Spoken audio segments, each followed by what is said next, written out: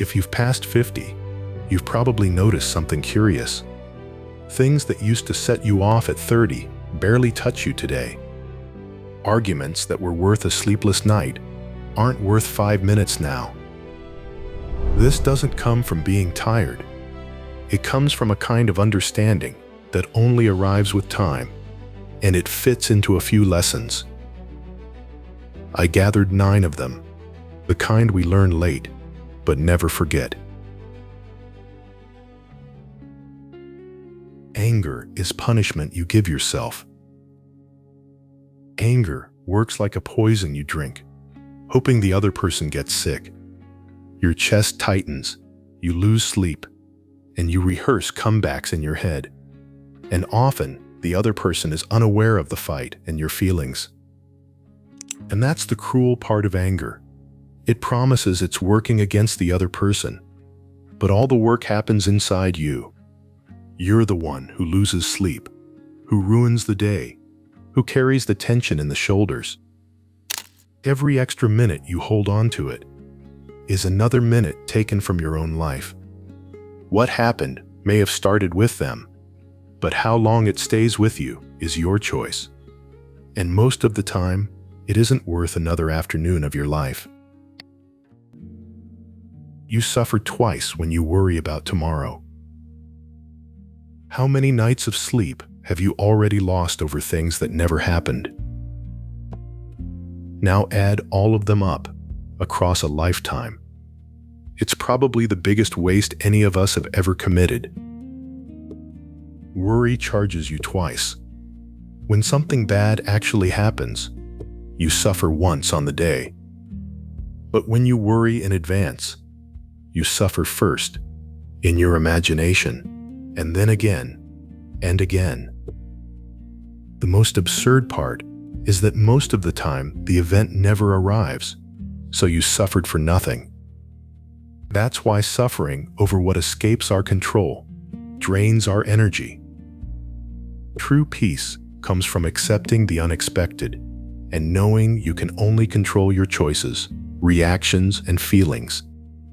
So put your energy where it actually works.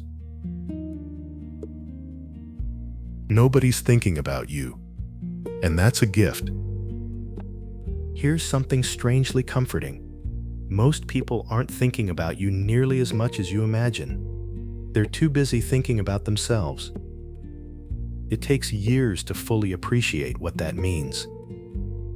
Everyone is the main character of their own story. That means you're only a small part of everyone else's. Just as you're busy living your life, everyone else is busy living theirs. That's why the embarrassing moments you still think about today were probably forgotten by everyone else. At first, that realization can feel a little disappointing, but it's actually incredibly freeing.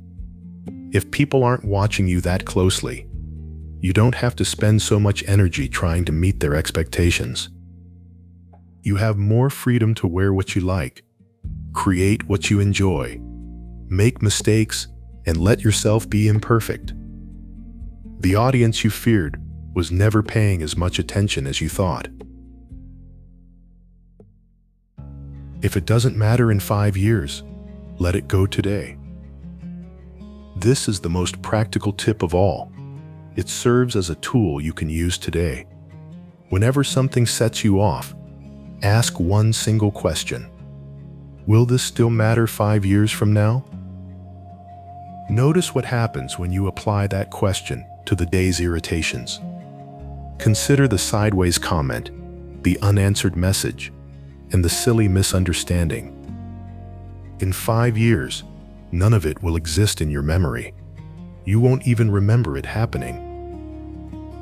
Despite this, we still dedicate the entire day to it. Now notice that the question works both ways. Most things don't pass the test, but some do. And those will matter a great deal 5 years from now. Your health, your family, the decisions you make with money. All of that affects your life, and that's where the question is most useful, as it helps you focus on what truly matters rather than just eliminating the minor issues. It shows you where your attention needs to be. Suffering becomes strength when you accept it. When something bad happens, there are two weights.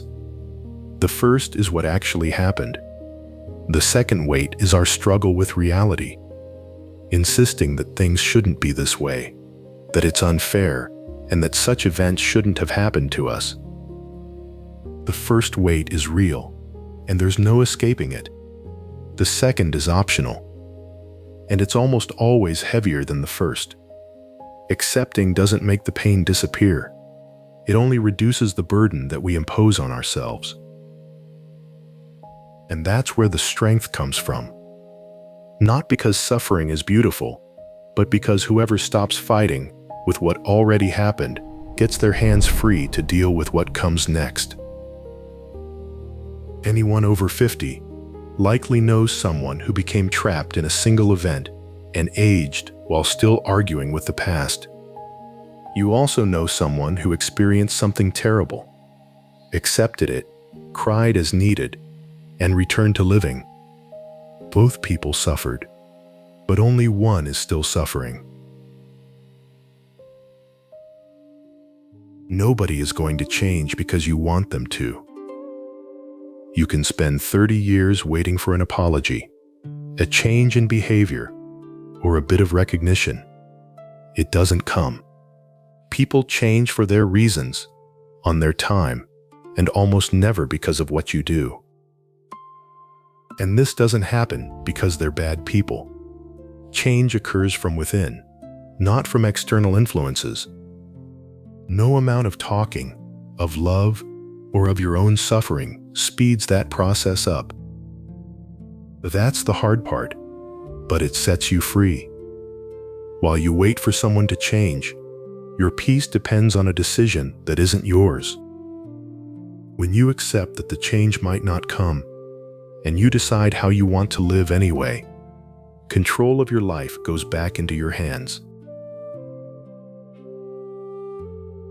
People come for a chapter, not for the whole book.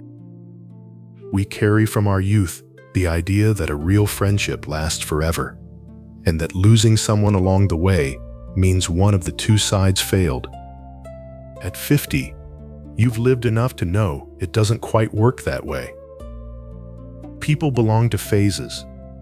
You have the work friend from 20 years ago, the college crowd, and the couple you used to go out with when the kids were small. Those friendships were real, but they belonged to a moment. And when the moment passed, what held the meetings together passed with it. That's nobody's betrayal. It's what happens when two people grow in different directions. Letting go doesn't erase what was. That friendship still exists and still forms part of who you are. It just doesn't have to keep happening to be worth it. Tend to your friendships. Set up the meetups, because friends matter, but never force what no longer adds anything.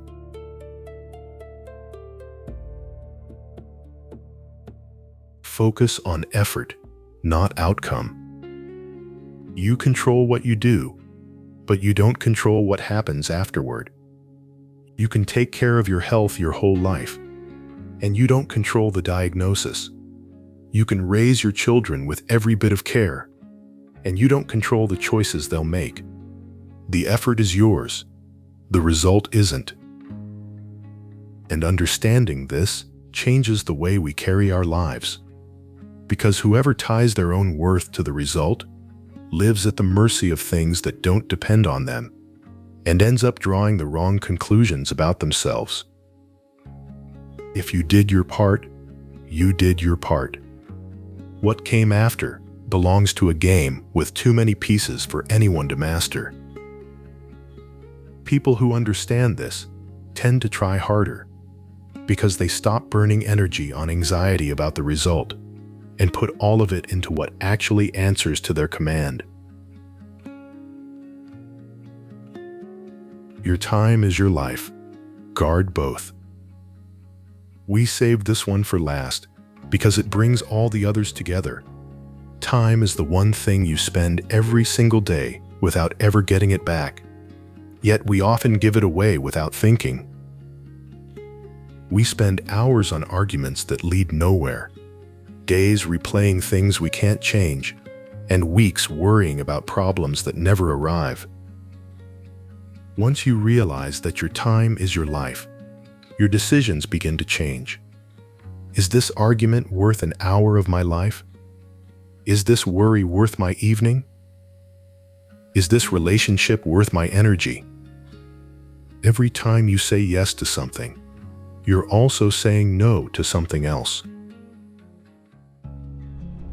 As you grow older, you don't simply collect more years.